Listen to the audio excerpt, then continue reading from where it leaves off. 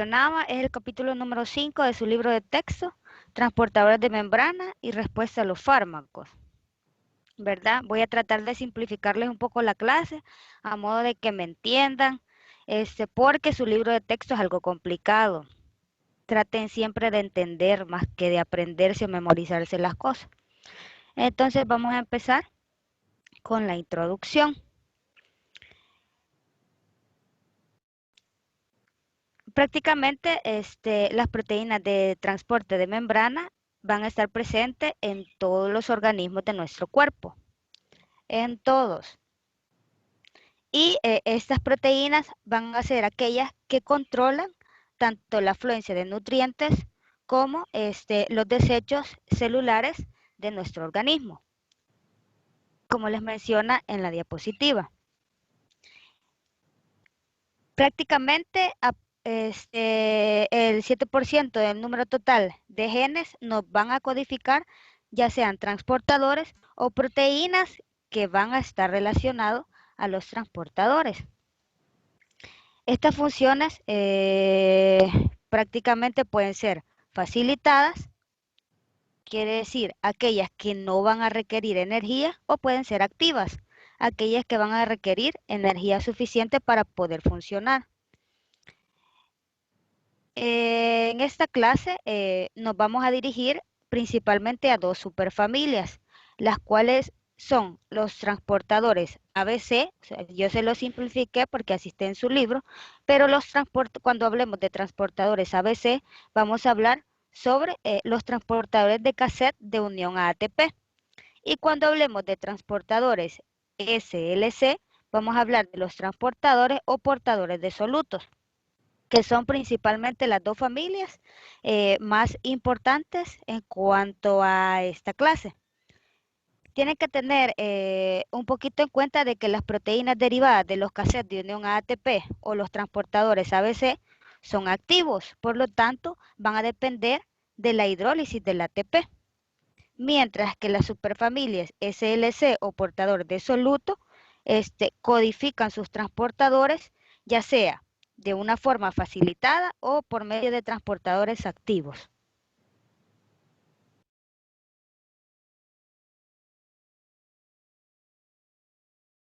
Entonces, vamos a empezar a hablar sobre los transportadores de membrana en respuestas terapéuticas a los fármacos.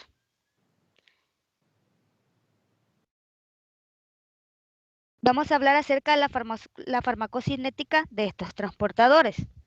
Se sabe que este tipo de transportadores son bastante importantes en la farmacocinética y generalmente se localizan en el epitelio intestinal, renal y hepático, que es donde se dan las principales funciones o afectaciones de los fármacos. No sé, creo que esa clase ya la vieron con la doctora de Jaime, las cuales son absorción, eliminación y metabolismo también de los fármacos o los medicamentos ingeridos por los humanos. Entonces, vamos a mencionar de que los transportadores prácticamente trabajan en conjunto con algunas enzimas metabolizadoras de algunos fármacos, y esto permite que se dé el metabolismo, como la misma palabra lo menciona, para que éstas puedan ser eliminados, ya sean como metabolitos o como disposición final de los fármacos. Por ejemplo, en esta imagen, no sé si ven mi mouse, pero creo que no.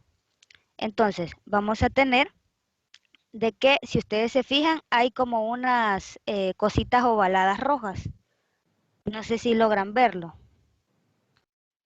Entonces, estos óvalos rojos prácticamente son los transportadores que hay entre membranas, y que son las que funcionan en conjunto con las enzimas metabolizadoras de los fármacos para que se pueda, para que se pueda, ¿cómo es que se llama? Que se pueda captar el fármaco, y asimismo, ya sea que le dé salida al fármaco o se metabolice a su metabolito activo. Entonces, como observan en la diapositiva, hay un fármaco que por medio de los transportadores de membrana entra al hepatocito, porque esto es un hepatocito, y por las fases de metabolismo que ya las tuvieron que haber visto, se pueden producir tanto en metabolismo como en disposición final y pasar ya sea al canalículo biliar para su eliminación o a la sangre para activar o hacer el efecto deseado del medicamento. En cuanto a la farmacodinámica, vamos a mencionar de que los transportadores de membrana son blancos de muchos fármacos usados clínicamente. Estos transportadores de recaptación de neurotransmisores sirven como blancos de fármacos como por ejemplo los antidepresivos tricíclicos, algunas anfetaminas y anticonvulsivos. Los transportadores que no son neuronales también pueden ser blancos farmacológicos potenciales, como por ejemplo aquellos transportadores de colesterol utilizados en las enfermedades cardiovasculares, aquellos transportadores de nucleócidos que son utilizados contra los tumores o contra los cánceres, transportadores de glucosa que son utilizados en los síndromes metabólicos, incluso en la diabetes, y vamos a tener con transportadores de sodio cloro de la familia SLC que son utilizados en la hipertensión. Entonces,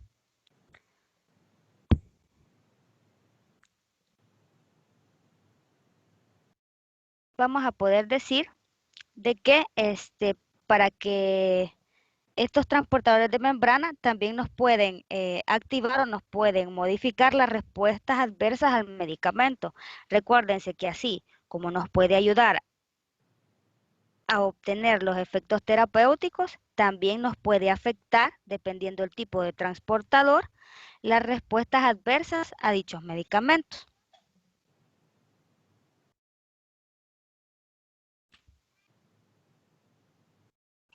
Entonces, tiene que tener en cuenta de que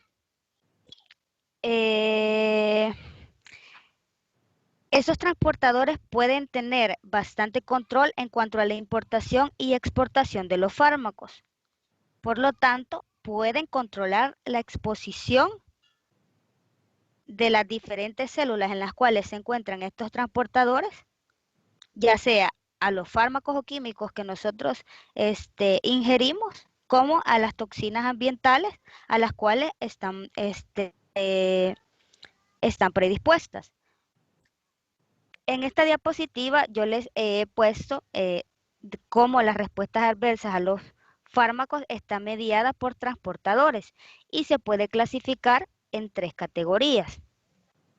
Que se dé una disminución de la captación o excreción en los órganos de depuración, un aumento de la captación o disminución del flujo de salida en los órganos blancos o el transporte alterado de compuestos endógenos en órganos blancos. Prácticamente los transportadores que principalmente están expresados tanto en el hígado como en el riñón son bastante claves para la exposición de los fármacos en la circulación sistémica y esto afecta, como les mencionaba, la exposición y por lo tanto la toxicidad que estos puedan llegar a tener en los órganos donde se encuentran los transportadores. Los transportadores de los cuales estamos hablando o están expresados en ciertos tejidos pueden ser blancos específicos de cierta toxicidad de dichos fármacos, ya que pueden controlar las concentraciones a las cuales el fármaco está exponiendo o está expuesto en los tejidos a los cuales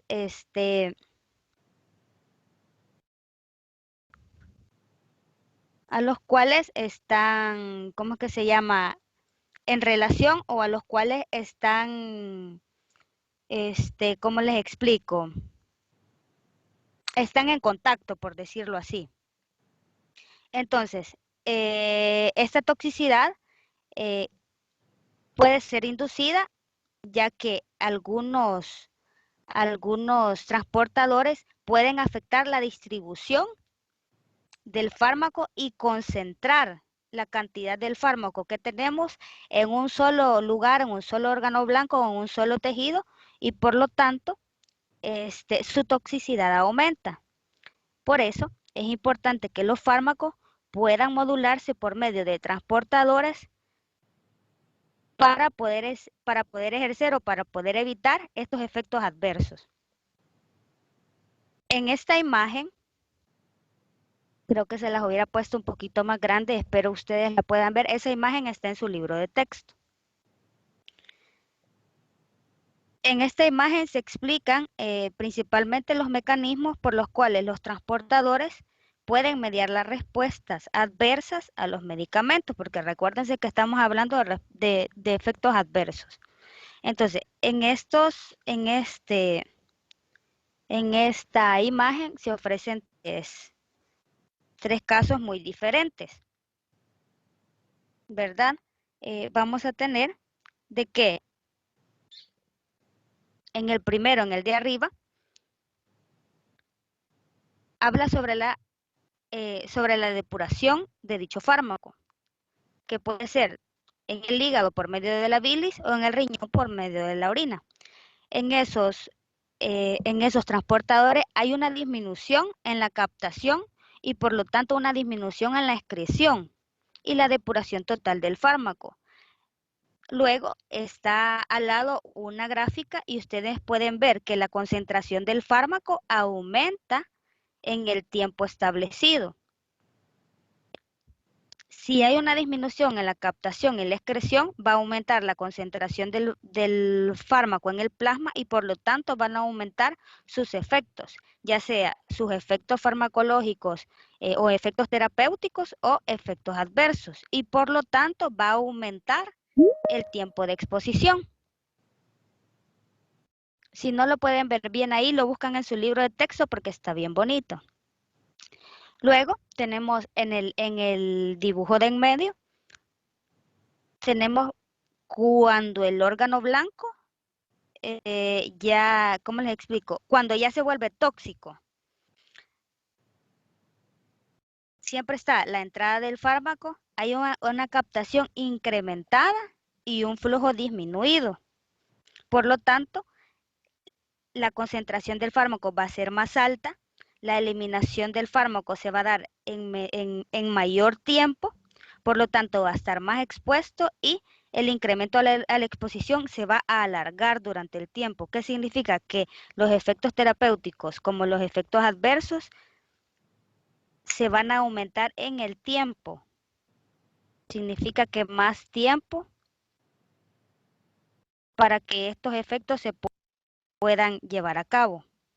Y en el último, que habla prácticamente cuando el incremento de la concentración del plasma está unido a un compuesto endógeno.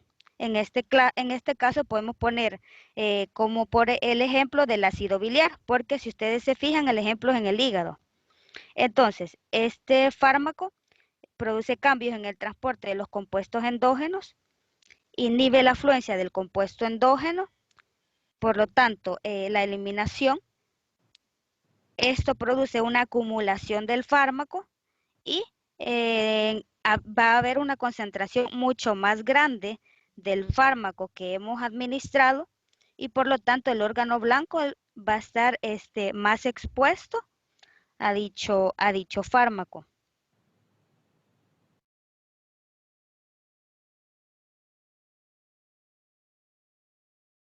Vamos a hablar un poco sobre los mecanismos básicos del transporte de membrana. Esto lo tuvieron que haber visto en fisiología y si todavía les queda dudas, estudien o me pueden hacer preguntas al final de la clase. Entonces, vamos a hablar sobre transportadores versus canales. Vamos a decir de que ambos nos van a facilitar la penetración de la membrana, ya sea de iones inorgánicos como de compuestos orgánicos. Los canales, en general, tienen dos estados principales. Pueden estar abiertos o cerrados. Solo en estado abierto Los canales van a actuar como poros para que estos iones seleccionados fluyan hacia abajo por un gradiente electroquímico. Después de abrir los canales, van a volver al estado cerrado en función del tiempo, que significa que el fármaco va a poder permitir entrar cuando el canal está abierto, pero una vez que pase, este canal se va a cerrar. Ya se lo voy a explicar con un dibujo más adelante. Hablando sobre el transportador, vamos a mencionar de que el transportador va a tener que formar un complejo con un soluto o sustrato, y esto va a producir un cambio conformacional posterior en el transportador, por lo cual va a inducir la translocación del sustrato al otro lado de la membrana.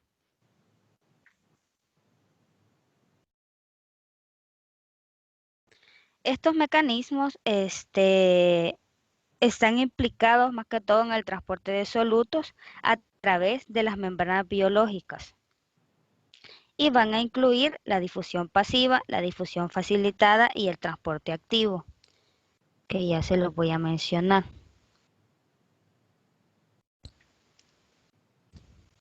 Ese dibujito es el que les mencionaba. Vamos a decir de que vamos a tener transporte pasivo y transporte activo. ¿Qué pasa? Los círculos rojos prácticamente nos van a decir que representan el sustrato o el fármaco al cual nosotros queremos pasar al otro lado de la membrana. Si se fijan, hay círculos de diferente tamaño. Por lo tanto, va a ser proporcional a la concentración del fármaco o del sustrato que ha pasado al otro lado. Las flechas muestran la dirección del flujo y los cuadrados negros en este lado, en el transporte activo, van a representar la fuerza o la energía o la fuerza motriz para que se dé el transporte en el transporte activo. Y los óvalos azules nos van a representar las proteínas de transporte o transportadores que nos van a permitir el intercambio de dichos fármacos o dichos solutos. Entonces, vamos a tener la difusión pasiva. Más adelante hay una diapositiva, pero se la voy a tratar de explicar acá. En la difusión pasiva de cualquier soluto, incluidos los fármacos, hay un potencial de un gradiente electroquímico de solutos. Por lo tanto, esta difusión simple o difusión pasiva se nos va a producir principalmente por tres procesos. Una partición de la fase acuosa o la fase lipídica, una difusión por la capa lipídica, que sería esta, el rectángulo que está en medio, y la repartición de la fase acuosa o la fase lipídica una vez esté en el lado opuesto. Por eso es que el circulito, una vez pasando la membrana, es más chiquito, porque ya se ha dado una repartición o una disminución de la concentración del fármaco. En la difusión facilitada, los iones o compuestos orgánicos necesitan de un transportador para poder pasar al siguiente lado de la membrana, y por eso es que está el círculo celeste. Se recuerdan que les dije, ¿verdad? Que los óvalos azules o celestes eran proteínas de transporte. Entonces aquí, en la difusión facilitada, necesitamos de este transportador para que el soluto pueda atravesar la membrana. No va a requerir de energía, sino que simplemente que esté el transportador para que lo pueda pasar al otro lado. Y también se puede incluso llegar a producir por medio del potencial electroquímico, igual que en la difusión pasiva, pero la mayoría de veces necesita de un transportador. En esta, que es donde ya hablamos del transporte activo, tiene que tener en cuenta que el transporte activo va a ser la forma de transporte de membrana que va a requerir energía. Y por lo tanto, en este tipo de transporte se puede dar incluso contra gradientes electroquímicos, a diferencia de la difusión pasiva, que solo se puede ir en en una sola dirección, por decirlo así. Entonces, en este tipo de transportes en los cuales vamos en contra de gradientes electroquímicos, lo que pasa o lo que conduce es que esta concentración de solutos a un lado de la membrana va a crear energía potencial o con la suficiente fuerza para que pueda el soluto o el fármaco llegar al otro lado del gradiente electroquímico que está formado. Este transporte activo es bastante importante más que todo en la absorción de los solutos. Si ustedes se fijan aquí, también habla de que el transporte activo se puede dividir tanto en transporte activo primario o en transporte activo secundario. Entonces, en el transporte activo primario se da la hidrólisis del ATP a ADP y esto hace que se acople direccionalmente en el transporte de solutos. Y en el activo secundario, que es donde, si ustedes se fijan, son estas dos. En esta, el transporte necesita o utiliza la energía en un gradiente electroquímico que ya existe. Palabras aquí, con el ATP, él crea su gradiente electroquímico en el transporte activo primario y en el secundario utiliza algo que ya existe. Sí necesita energía, pero siempre siguiendo el gradiente electroquímico. Entonces, también si ustedes se fijan en esta misma diapositiva, habla de que el transporte activo secundario se puede dividir en dos partes, en el SIMPORT o SIMPORTador y antiportadores o antiport. El SIMPORTador nos va a describir el movimiento de los iones de conducción y el soluto transportado en la misma dirección. El portador en la misma dirección. Y el antiportador, los movimientos de los solutos o del fármaco, los podemos transportar en direcciones opuestas. Si ustedes se fijan, ahí van la flechita. En el SIMPORT, las dos flechas van para la misma dirección. Y en el antiportador, van en dirección contraria. Entonces, esas cosas son como muy importantes que ustedes las manejen.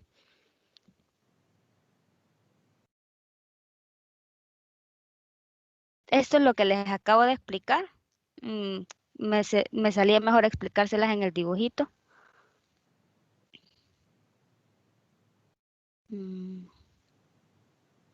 Ok. Vamos a hablar un poco sobre la cinética del transporte. Prácticamente el flujo de un sustrato o la velocidad del transporte del sustrato a través de una membrana biológica es por un proceso mediado por un transportador y se caracteriza por la capacidad de saturación de dicho transportador. El transporte de esta membrana va a estar mediado por un transportador de un sustrato y también se va a caracterizar por la inhibición mediante otros compuestos. Esta forma de inhibición se puede categorizar como uno de estos tres tipos: competitivo, no competitivo y poco competitivo. La inhibición competitiva se va a producir cuando los sustratos o inhibidores van a compartir un sitio de unión común con el transportador. ¿Qué significa? Que cuando el sustrato o el fármaco que va a activar tiene el mismo punto de unión o el mismo punto, o el mismo transportador, va a tener que pelear con los inhibidores para poder, unirse y hacer su efecto esperado. La inhibición no competitiva,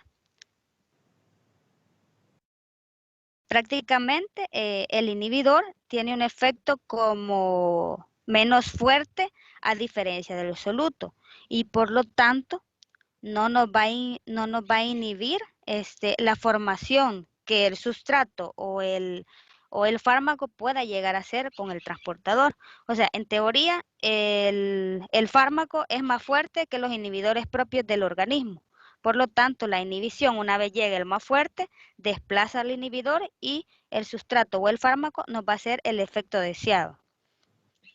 Y la inhibición poco competitiva, vamos a hablar de que los inhibidores van a poder formar algún tipo de complejo, pero el transportador va a ser capaz de derrocar o de cambiar o de inhibir el efecto del inhibidor que está utilizando el sitio de unión del transportador.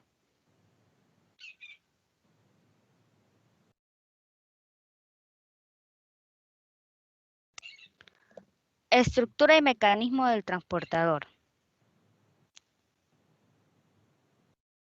Creo que me adelanté.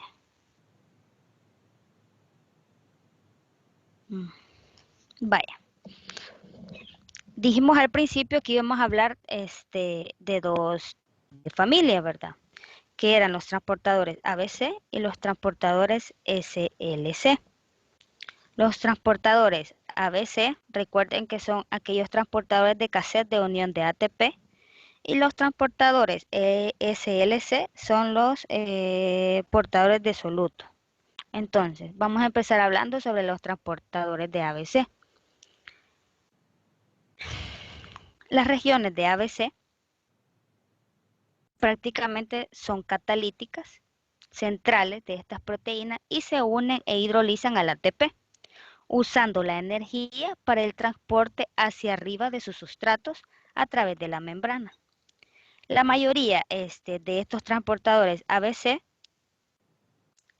mueven compuestos desde el citoplasma al exterior de la célula o incluso pueden llegar a moverlo hacia compartimientos tanto intracelulares como extracelulares.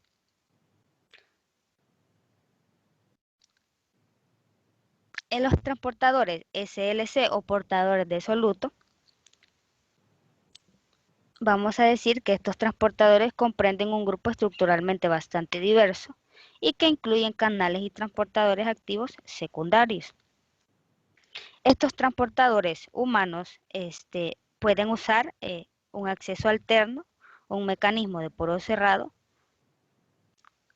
por medio del cual tanto el transportador se va a exponer el único sitio activo de unión del fármaco o del soluto y va a intercambiar el soluto de un lado de la barrera de membrana al que nosotros deseamos que pase. Y creo que por aquí está una imagen. Correcto. Entonces, este ciclo del transporte, si ustedes se fijan, prácticamente el sustrato, aquí nos ponen el ejemplo de la glucosa. Entonces, el sustrato o el fármaco, que sería la glucosa, trata de acceder al sitio de unión a un lado de la membrana. Esta unión del sustrato hace que se den cambios estructurales en la proteína transportadora y reorienta la apertura del sitio de unión al lado opuesto. Si ustedes se fijan en el primer dibujo, en el celestito, está abierto arriba, entra la glucosa, cambia, se cierra por la parte de arriba y se abre por la parte de abajo para poder soltar o para poder pasar el soluto o el fármaco de un lado al otro. Luego de que está al otro lado, el sustrato o el fármaco se disocia y va a permitir otra vez que se vuelva a dar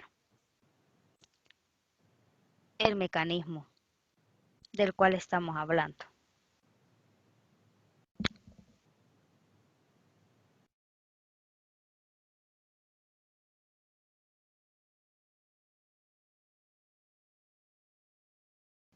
El transporte vectorial. En cuanto al transporte asimétrico, a través de una monocapa de células polarizadas como las células epiteliales y endoteliales de los capilares cerebrales, vamos a denominar a esto transporte vectorial. Tienen que tener en cuenta de que el transporte vectorial es bastante importante, más que todo para la absorción de nutrientes y de ácidos biliares en el intestino y por lo tanto en la absorción intestinal de los fármacos, desde el lumen del intestino hacia la sangre. El transporte vectorial también desempeña un papel importante en la excreción hepatobiliar y urinaria de fármacos, y esto es al revés, ¿verdad? Desde la sangre hasta el lumen. Los transportadores ABC prácticamente tienen su flujo, por decirlo así, es unidireccional, mientras que los transportadores SLC están mediados ya sea por la absorción del fármaco o la salida del fármaco.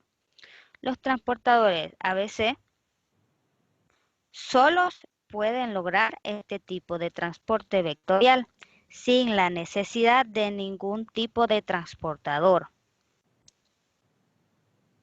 a diferencia de los transportadores SLC, ¿verdad? O de los fármacos que utilizan SLC. Entonces, es importante de que ustedes sepan de que tanto para los aniones como cationes orgánicos, más que todo aquellos que son hidrófilos, vamos a necesitar transportadores que coordinen la absorción y por lo tanto la captación por la membrana plasmática para que se pueda dar el movimiento vectorial del fármaco a través del epitelio.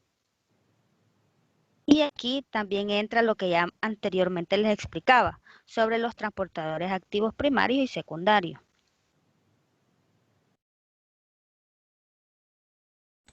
Por aquí creo que hay una imagen.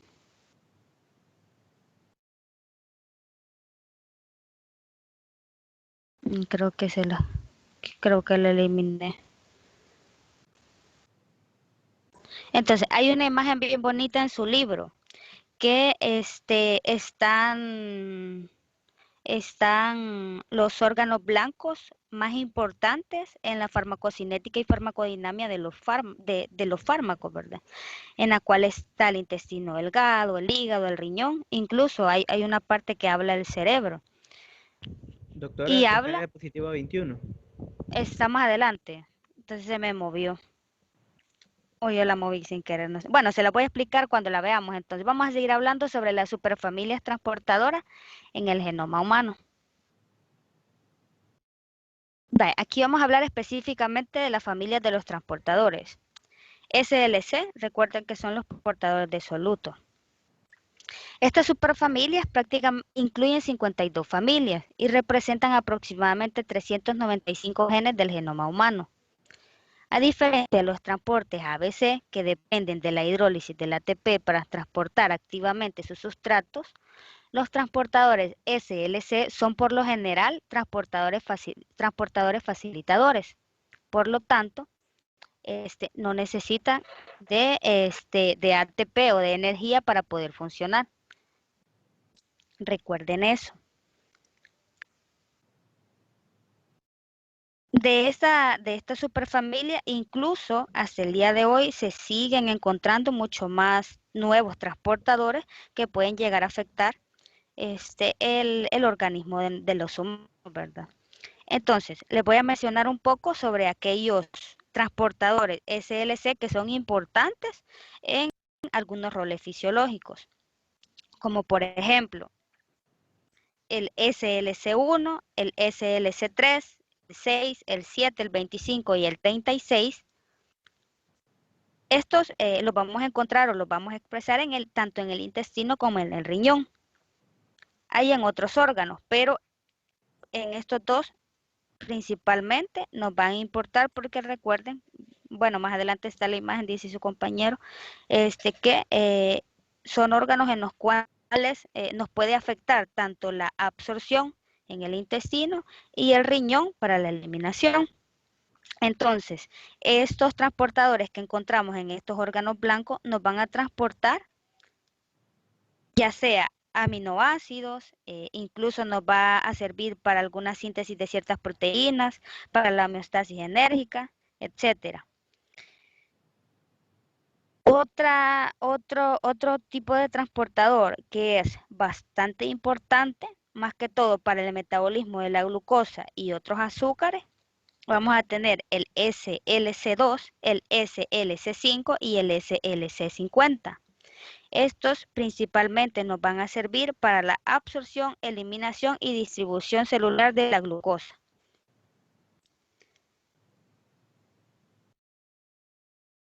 Hablando sobre farmacología específicamente, estos transportadores se caracterizan porque su función está dada más que todo a la absorción, eliminación y distribución de los fármacos en el organismo.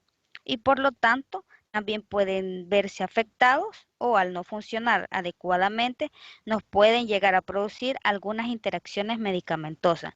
¿Se recuerdan que les dije de que en su libro de texto había un montón de cuadros con un montón de, de transportadores, ¿verdad? Entonces, no necesito que se aprendan todos los transportadores, sino que solo los más importantes, más que todos los que yo les voy a mencionar en esta parte.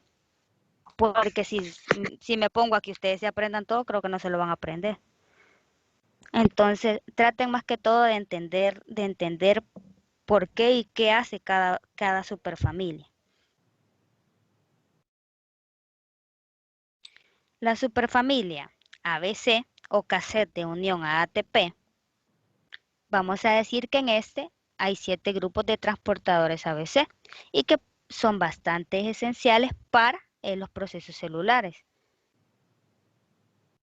Además, estos pueden llegar a conferirnos resistencia a múltiples fármacos. Este es un aspecto bastante importante. ¿Por qué? Porque al verse afectado este tipo de transportadores, nos puede llegar a producir de que el fármaco ya no nos haga efecto. Más que todo, este fenómeno se observa en los tratamientos antibióticos. No sé si ustedes alguna vez han escuchado, ¿verdad?, de la resistencia a los antibióticos y es debido a eso. Hablando sobre la familia ABC, vamos a mencionar de que hay 3 principalmente que son bastante importantes, que son los MDR1, MRP2 y BSRP. Estos los vamos a encontrar o se van a expresar en el lado apical del intestino, del epitelio intestinal. Y esto va a servir para extraer los xenobióticos, incluidos aquellos medicamentos que nosotros administramos por vía oral. Hay otros transportadores de esta familia que son importantes para la excreción de ciertas drogas en la orina o en la bilis y que son aquellos que se expresan en los tejidos del riñón y del hígado, los cuales podemos mencionar el MDR1, el MRP2, el BCRP y el MRP4. Si ustedes se fijan, casi son los mismos, tanto en el intestino como en el hígado y en el riñón, encontramos los mismos tipos de transportadores, a excepción de uno que otro que cambia. Entonces no va a ser como muy difícil que ustedes se puedan aprender esto.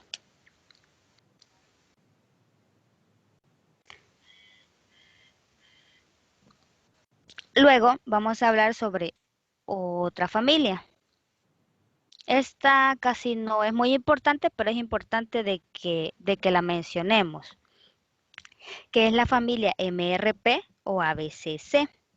¿Qué significa MRP y ABCC? MRP, vamos a decir que hablamos sobre las proteínas que nos producen resistencia múltiple a los fármacos. Y la ABCC son la familia C del cassette de unión a proteínas. Entonces, esta familia prácticamente está muy relacionada a la superfamilia ABC. Entonces, vamos a decir de que los sustratos de los transportadores en la familia MRP o ABCC en su mayoría son aniones orgánicos. Tanto el MRP1 como el MRP2 aceptan conjugados de glutatión y glucurónido. Estos conjugados sulfatados de sales biliares y aniones orgánicos no conjugados de naturaleza anfipática. También vamos a mencionar de que transportan aquellos fármacos anticancerígenos neutros o catiónicos, como por ejemplo los alcaloides del vinca, las antraciclinas, y posiblemente esto se dé por medio de un cotransporte o SYNPORT con el glutatión reducido, que eso significa el GSH. Esa familia no es como muy importante que la conozcamos. Aquí está. Este era el dibujito que quería enseñarles. Si ustedes se fijan, tenemos el intestino delgado, el hígado, el riñón y los capilares del cerebro. Nosotros nos vamos a enfocar principalmente en estos tres: intestino delgado, el hígado y el riñón. ¿Por qué? Porque farmacocinéticamente hablando, son los que más nos van a afectar en el aspecto de que son los que producen cambios en el fármaco que nosotros vamos a administrar. En el intestino delgado sabemos que se da la absorción del fármaco. Si ustedes se fijan, el flujo del fármaco va a requerir de ciertos transportadores para poder moverse del intestino a la sangre, en este caso, hablando del intestino a la sangre. Y prácticamente en este dibujo podemos ver el tipo de transportador que necesitamos para que se dé la absorción en el intestino delgado. Por ejemplo, vamos a tener que aquí tenemos transportadores ABC y tenemos transportadores SLC.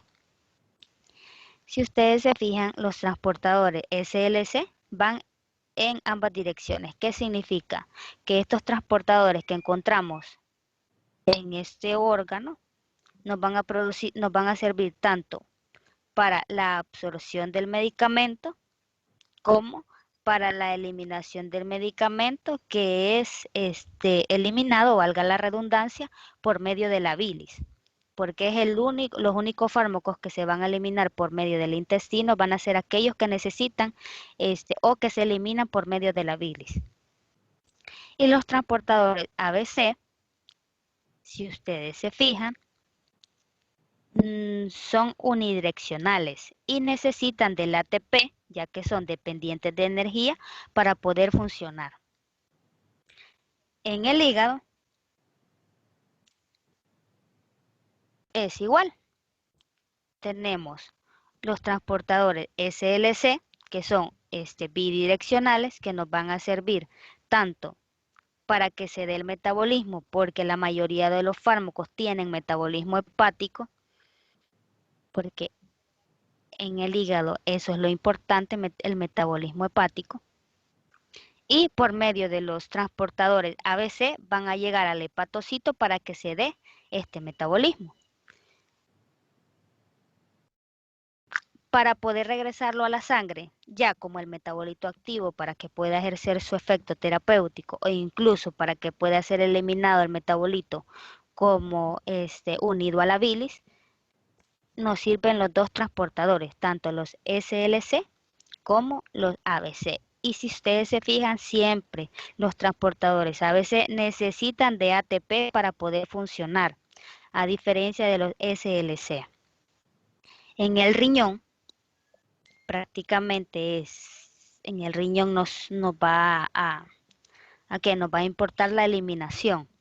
Y es igual, ¿verdad? Están los transportadores SLC, que son bidireccionales, no necesitan ATP, a diferencia del ABC.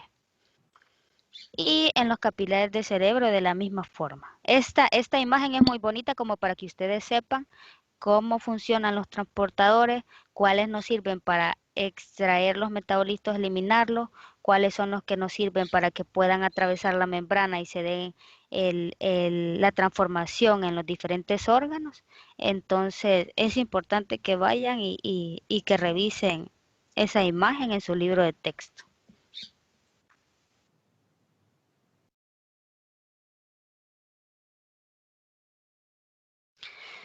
Ok, vamos a hablar sobre los transportadores implicados en la farmacocinética.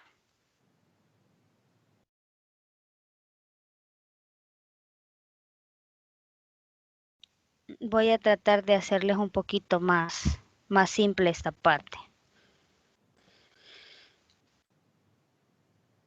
Vamos a hablar de que estos transportadores que están implicados en la farmacocinética, principalmente estamos hablando del hígado y el riñón, van a tener, como les mencionaba anteriormente, un papel muy importante y es el de el metabolismo y la eliminación y excreción de los fármacos o medicamentos que podamos administrar. Entonces, los transportadores hepáticos, vamos a mencionar de que en el hígado vamos a tener transportadores SLC y transportadores ABC. Los transportadores SLC sirven para la absorción hepática de aniones orgánicos, cationes y sales biliares. Estas miden o son medidos por transportadores de tipo SLC en la membrana vasolateral por medio del SLCO, el SLC22 y el SLC10A1. Estos transportadores nos van a mediar la captación por mecanismos activos facilitados o secundarios. Y en los transportadores ABC, los que nos van a importar que encontramos en el hígado son el MRP2, el MDR1, el BCRP, el BSEP y el MDR2. Estos los vamos a encontrar en las membranas canaliculares biliares de los hepatocitos y nos van a intervenir o nos van a ayudar a la excreción de los fármacos, ya sea como el metabolito activo o el metabolito final. Y nos va a servir para que puedan ser excretados por medio de la bilis. Este transporte es activo y por lo tanto necesita hidrólisis de ATP.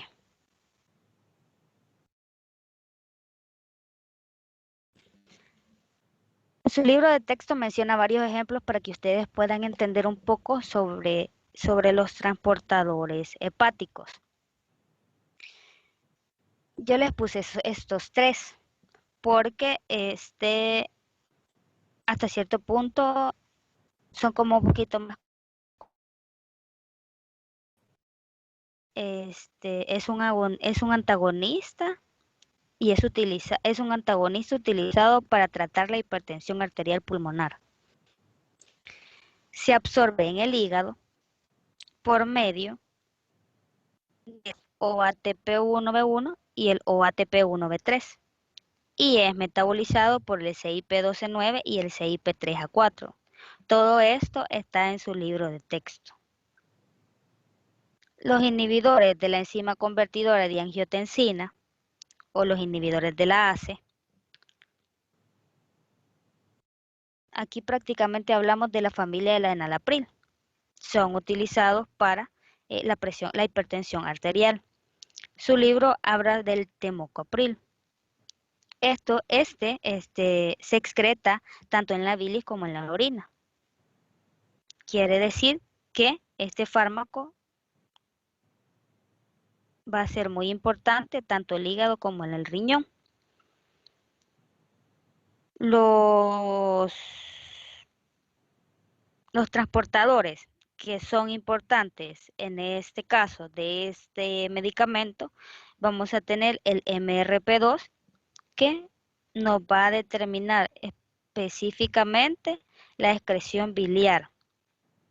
Más que todo, no solo de este medicamento, sino que de todos los fármacos que pertenecen a los inhibidores de la enzima convertidora de angiotensina. Luego tenemos a los antagonistas ARA2 o los antagonistas de los receptores de angiotensina 2. En esta familia, un fármaco bastante conocido es el irbesartán, el valsartán, y igual que los inhibidores de la ECA o de la ACE, sirven para controlar la hipertensión arterial. Estos nos van a actuar más que todo en los receptores AT1 que están expresados en el músculo lisovascular. Y hay dos transportadores que son importantes con este fármaco, que son el OATP1B1 y el OATP1B3. Pero el más importante que nos va a servir con este tipo de medicamentos es el MRP2, que está íntimamente relacionado con la excreción biliar tanto del valsartán como el olmesartán.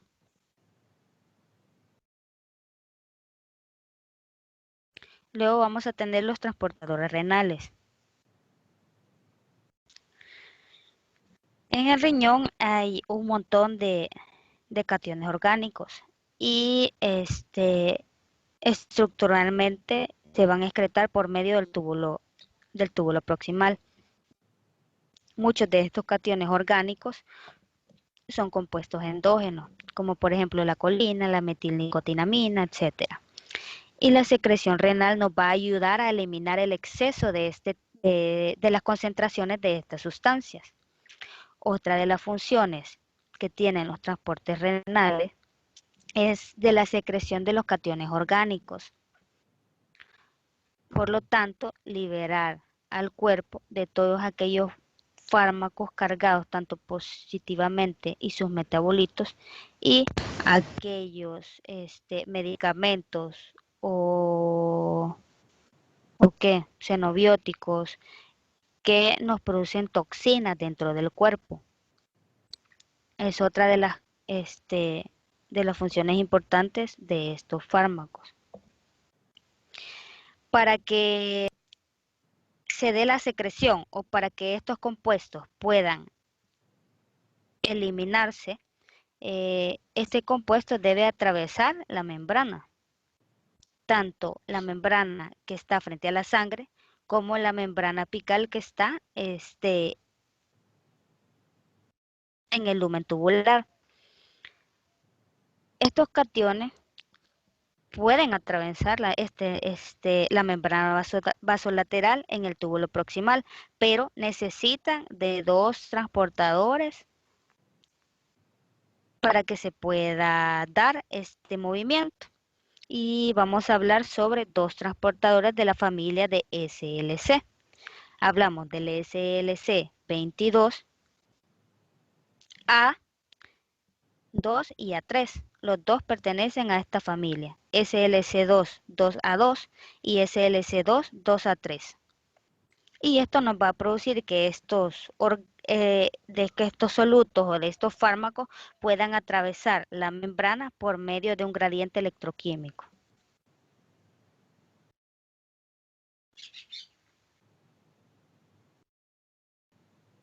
Entonces, en este dibujo vamos a observar de que lo que les mencionaba, de que para que los fármacos o los solutos o las toxinas este, puedan atravesar la membrana hacia el túbulo proximal o hacia el lumen del túbulo proximal, va a necesitar de ciertos sustratos. En esta imagen vamos a hablar sobre dos transportadores primarios que se encuentran en la membrana vasolateral, que es donde dice sangre. Y vamos a hablar sobre el OCT2 y el OCT3. Estos prácticamente median el flujo de los aniones orgánicos del fluido intersticial hacia el túbulo celular y por lo tanto van a ser los encargados de que se transporte a través de esta membrana en un contragradiente el intercambio de estos metabolitos y por lo tanto el gradiente va a estar dirigido hacia el exterior por medio de estos transportadores.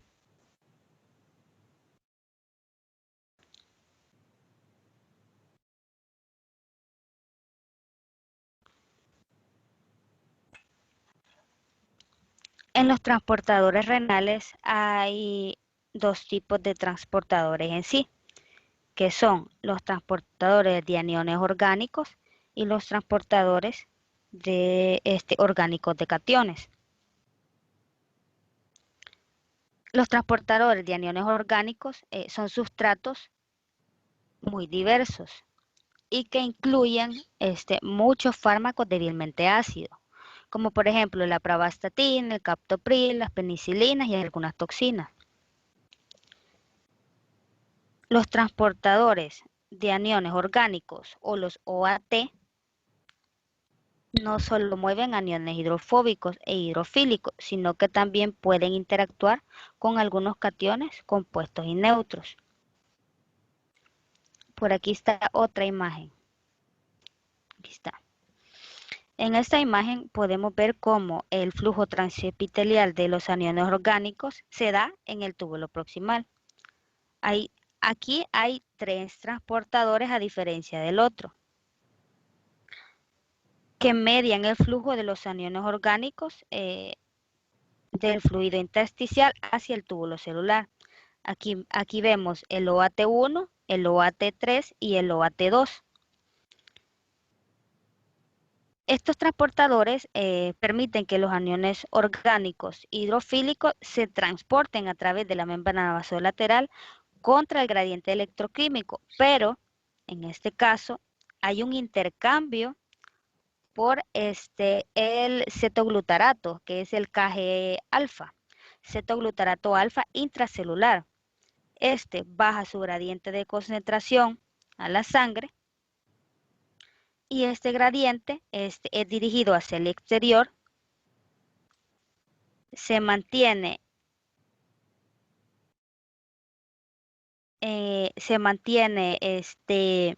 mediada por el transportador vasolateral del discarboxilato Na, o si ustedes se fijan, aquí está el NADA. Entonces, aquí es un intercambio. Sale el cetoglutarato y entran ¿cómo es que se llama? Los, Entran los aniones orgánicos que necesitamos que entren para que salga el cetoglutarato. Entonces, aquí lo que se da es un intercambio del contragradiente electroquímico, a diferencia del otro, que no es contragradiente, sino que sigue un gradiente electroquímico.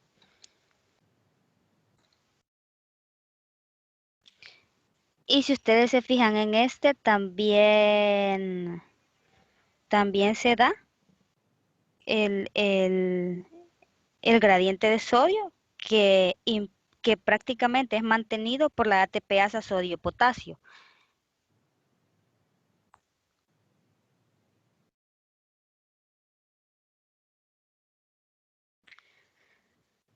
Bueno, vamos a hablar un poco sobre la acción de los fármacos en el cerebro.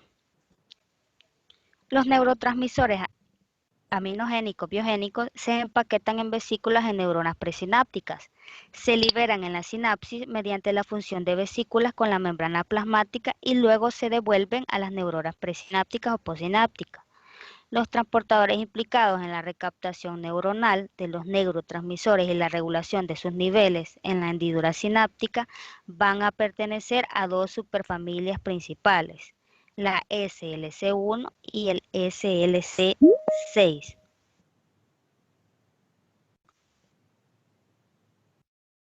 Aquí vamos a hablar sobre la captación de GABA. Vamos a hablar también sobre la captación de catecolaminas o transportadores de norepinefrina. Vamos a hablar sobre la captación o transportadores de dopamina y sobre la captación y transportadores de serotonina, que son prácticamente los que están mayormente encontrados en el cerebro. Recuerden de que GABA significa ácido aminobutírico. Entonces, vamos a tener de que la captación de GABA se va a dar por 4 transportadores. El GAT1 es el más importante de todos estos. Es el que se encuentra en mayor cantidad en el cerebro y por lo tanto también es aquel que se expresa en las neuronas, principalmente en las GABA adrenérgicas. Vamos a mencionar que del GAT1 lo vamos a encontrar en las neuronas GABAergicas, como les mencioné, y la mayor parte de estos transportadores los vamos a encontrar en las neuronas presinápticas. El GAT1, como les mencioné, es el que se encuentra en la mayor cantidad de lugares en el cerebro, pero la que nos va a importar es la que se encuentra en las neuronas presinápticas, porque también lo podemos encontrar en la neocorteza, en el cerebelo, en los ganglios basales, en el tallo cerebral, entre otros, pero la que más nos va a importar, porque es donde se encuentra la mayor cantidad de estos transportadores, es en las neuronas presinápticas. Luego tenemos el GAT3, que lo encontramos principalmente en las células gliales. El GAT3 solo lo vamos a encontrar en el cerebro. Luego tenemos el GAT2, que lo podemos encontrar en tejidos periféricos, como por ejemplo el riñón, el hígado, en el sistema nervioso central, etcétera. Y el BGT1, que lo vamos a encontrar principalmente en las regiones del hipocampo y de la corteza. El GAT1, como les mencionaba, es el más importante y es el responsable de regular la interacción del ácido aminobutírico en los receptores. El GAT2, como no se encuentra o tiene su ausencia o no encontramos ningún tipo de receptor o de transportador en las neuronas presinápticas, se cree que sirve para el mantenimiento del GABA en el líquido cefalorraquídeo. Luego vamos a hablar sobre la captación de catecolaminas, en este caso del NET o transportador de norepinefrina. Lo vamos a encontrar en los tejidos nerviosos centrales y periféricos.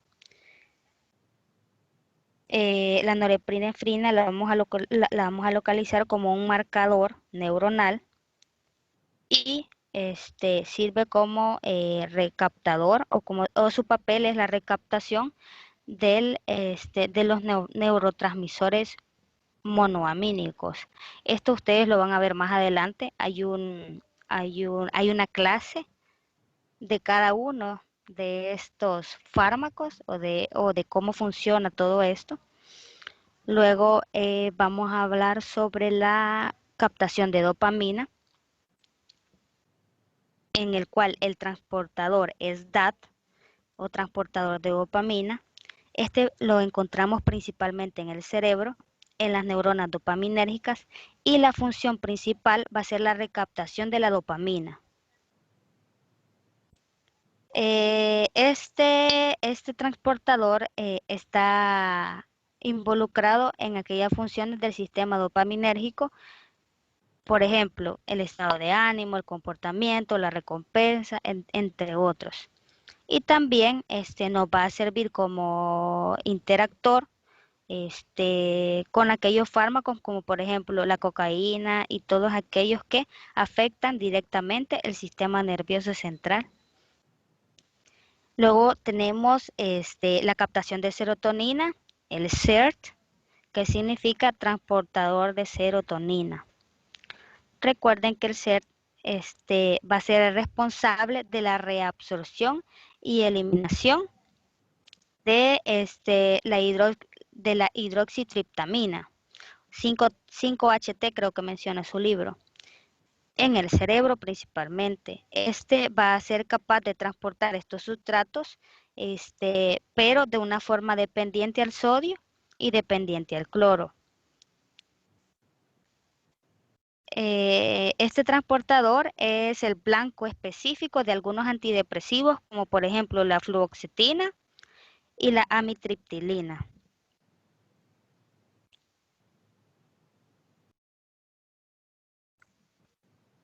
Luego vamos a hablar un poco sobre la barrera hematoencefálica en los fármacos. Esta barrera, vamos a decir que es el resultado de las propiedades especializadas de la microvasculatura del sistema nervioso central. La barrera hematoencefálica o BBB es en parte física. Esta parte es consecuencia de la permeabilidad selectiva y en parte es consecuencia de la destrucción enzimática de ciertos permanentes por enzimas en la barrera. ¿Qué quiere decir? La parte física de la barrera hematoencefálica se va a derivar de diferentes estructuras, como por ejemplo el endotelio capilar del cerebro y el plexo coroideo. Algunas células endoteliales de la microvasculatura de esta zona tiene espacios entre ellas y por lo tanto puede llegar a permitir el flujo de algunas moléculas pequeñas. Y esto hace que estas células endoteliales del sistema nervioso central sean tan estrechas que impidan generalmente que las moléculas grandes traspasen esta barrera hematoencefálica. Estas moléculas,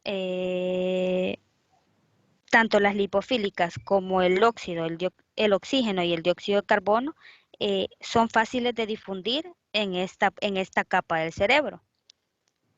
Pero las moléculas hidrofílicas no pueden atravesar esta barrera. Entonces, es algo que tienen que tener muy en cuenta, que tienen que tener porque a este sistema se le llama permeabilidad selectiva. Entonces, la barrera hematoencefálica deja pasar ciertos nutrientes, pero tienen que ser lipofílicos y de pequeño tamaño, como por ejemplo el oxígeno y el dióxido de carbono. Recuerden que las moléculas hidrofílicas no van a pasar esta barrera. Luego, como les mencionaba la diapositiva, hay una barrera metabólica y esta está dada principalmente por las enzimas de la barrera, como lo son la glutamil transpeptidasa, que es un mediador de los leucotrienos producidos por la vía lipoxigenasa, y entre otros también podemos mencionar el glutatión. ¿Qué pasa cuando una molécula de un fármaco alcanza la circulación sistémica? Una vez que está en la circulación sistémica, puede llegar a la región general del cerebro, pero hay que tener en cuenta que solo el 15% del gasto cardíaco para llegar al cerebro. Por lo tanto, aquellos fármacos pequeños, como les mencionaba, puede difundirse a través de la barrera hematoencefálica, pero tiene que ser de solubilidad en lípidos. Los hidrofílicos no entran. Otro ejemplo que podemos tener en cuenta son los anestésicos, como por ejemplo el óxido nitroso, que es bastante utilizado. Este se mueve fácilmente a través de la barrera hematoencefálica. ¿Por qué? Porque tiene particiones de aceite y agua. Aquí vamos a mencionar tres transportadores que son muy importantes para que se dé este intercambio de los fármacos hacia la membrana celular, a la membrana hematoencefálica, que son el SLC7, que está involucrado más que todo en algunos fármacos como la L-Dopa o la gabapentina, que gracias a este es capaz de atravesar la barrera hematoencefálica, y el OAT1 y el OAT3, que nos va a servir para descargar estos fármacos al líquido cefalorraquídeo. Por lo tanto, pueden ayudar a que se absorban ciertos compuestos orgánicos o ciertos fármacos y puedan llegar a atravesar la barrera hematoencefálica y por lo tanto llegar al cerebro. Entre estos podemos mencionar aquellos antibióticos beta-lactámicos, hablamos de las penicilinas, algunas estatinas, entre otros. Entonces, es importante que tengamos en cuenta de que para que ciertos fármacos puedan atravesar la barrera hematoencefálica, tienen que cumplir con ciertas características o, en todo caso, necesitan de ciertos transportadores para que estos puedan llegar hacia el cerebro.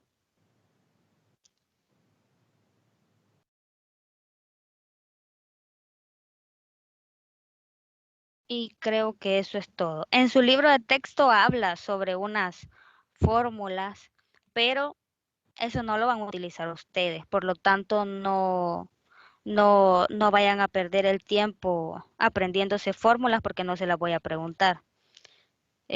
Me interesa que sepan cómo funcionan los transportadores, cuándo pasan, cuándo no pasan, cuáles son aquellos transportadores que se encuentran en mayor cantidad en dichos órganos, que son importantes para que se dé la farmacocinética y farmacodinámica de los fármacos,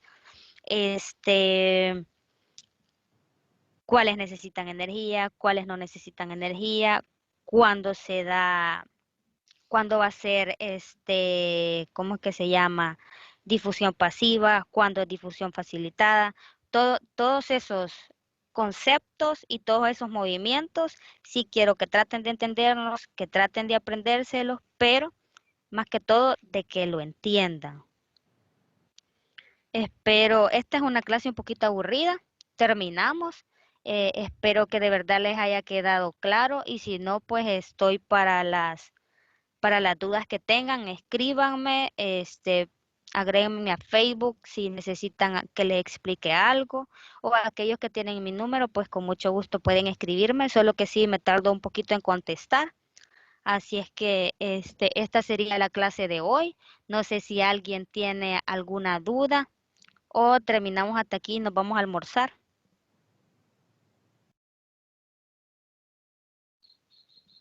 Hola, creo que se durmieron o qué onda, soy tan aburrida. No, doctora, aquí estamos. La verdad, yo lo entendí. Al menos las ideas principales que nos quiso mencionar las pude comprender bien. Y también con el repaso que uno le da a los capítulos, como que comprende todo el contexto de lo que está hablando. Correcto. Sí, casi siempre le voy a dar un consejo. Eh, a mí me gusta simplificar mucho mis clases porque este libro es bastante complicado. Créanme que hasta a mí me cuesta entenderlo mucho. Yo utilizaba otro libro cuando me tocó llevar la materia. Yo utilicé Farmacología de Velázquez. Cuando ustedes tengan dudas con respecto a los capítulos de este libro, lean Velázquez. Velázquez es mucho más simple y les va a explicar de una forma que ustedes van a comprender mucho más las cosas. En mi caso, no se preocupen, yo simplifico las cosas, pero en el caso tanto de la doctora Wendy como la doctora de Jaime, los invito a que lean los capítulos antes de que ella les den las clases, porque los temas que vienen son bastante complicados, difíciles de entender más para esta bibliografía. Entonces, les recomendaría de que de verdad lean o traten de leer como lo más esencial del capítulo antes de que ella les den las clases, porque si no, no van a entender nada o les va a costar entender un poquito más. Entonces, no sé si alguien tiene alguna duda o nos quedamos hasta ahí. Hay una duda en el chat, doctora. ¿Cómo me paso al chat aquí? Perdón, pero esta cosa me abruma todavía. Arriba donde está una manita y hay como un mensajito de notificaciones. Quizá le aparece con Mos- un punto amarillo. Mostrar conversación. Ajá, ahí.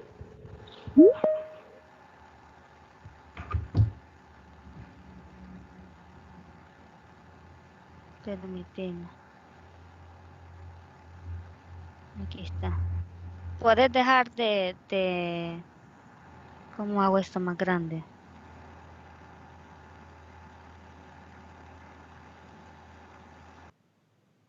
Aquí está.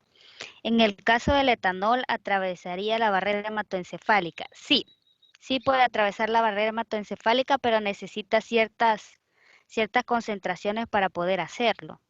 Recuerden de que hay una clase de etanol que creo que yo se la voy a dar. No, no me recuerdo, el año pasado la di yo. El etanol es un depresor del sistema nervioso central y por eso es de que sus efectos son los que ustedes observan, ¿verdad? No sé si alguien toma acá. Mediante ustedes van aumentando las concentraciones de etanol, se va acumulando más en la sangre y por lo tanto va afectando y va acumulándose y va llegando en mayor cantidad al cerebro. Es por eso que al final las personas alcohólicas, cuando ya han tomado bastante, algunas solo malas decisiones tomamos, sí, pero todos tomamos malas decisiones, de eso se aprende. Si ustedes se fijan, hay una etapa ya de la persona que está tomando o que está ingiriendo alcohol en la cual llega un momento en el que se puede poner agresivo, otros se ponen melancólicos, unos aman a los amigos. Entonces, y es por eso, porque empieza a afectar ya el sistema nervioso y por lo tanto, es porque las cantidades han sido tan grandes que el hígado no ha sido capaz de metabolizar completamente esta cantidad de alcohol y empieza a llegar al cerebro. Cuando les dé la clase se lo voy a tratar de hacer lo más chivo que pueda en cuanto a ejemplos y todo para que lo puedan. Yo le llamo a mi ex y se queda la paridad. A los ex no se les habla, se les bloquea. ¿Algo más? ¿O terminamos? Vamos a comer.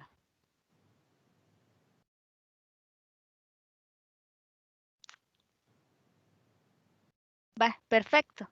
Entonces terminamos. Igual, si tienen alguna duda, me escriben o que no sé, su compañero los comunique conmigo o como sea, este, pero vamos a estar ahí en comunicación.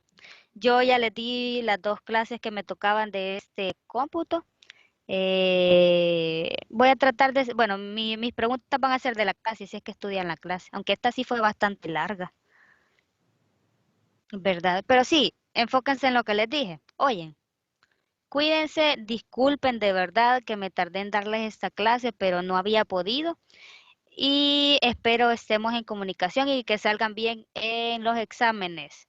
Mis preguntas son fáciles, así que por favor traten de estudiar lo mejor que puedan. Mis temas, porque casi que son 12 preguntas seguras. De cada tema se sacan 6 preguntas. Entonces, si aseguran mis preguntas, créanme que no van a tener muy mala nota que se diga. Porque por Doctora, rato, disculpe, dime. las preguntas del parcial vendrán de las diapos. Fíjense que estas diapos casi no están, casi no les he puesto letras. Si quieren, básense en las diapos para leer en el libro. O sea, lo que no les he puesto en diapos no se lo voy a preguntar. Por ejemplo, en el caso de, digamos, esto, captación de catecolaminas, los transportadores NET, DAT, entonces, básense en los subtítulos para irse a leer el libro, porque hay partes que no les he tocado, más que todo donde están las fórmulas, porque desde mi punto de vista las fórmulas no les van a servir de nada. Muchas gracias. Entonces, ajá, hagan eso, básense en los títulos, subtítulos de las diapositivas y eso, para las preguntas. Y con respecto a los transportadores, como les mencioné, solo les voy a preguntar los que les he mencionado en la clase.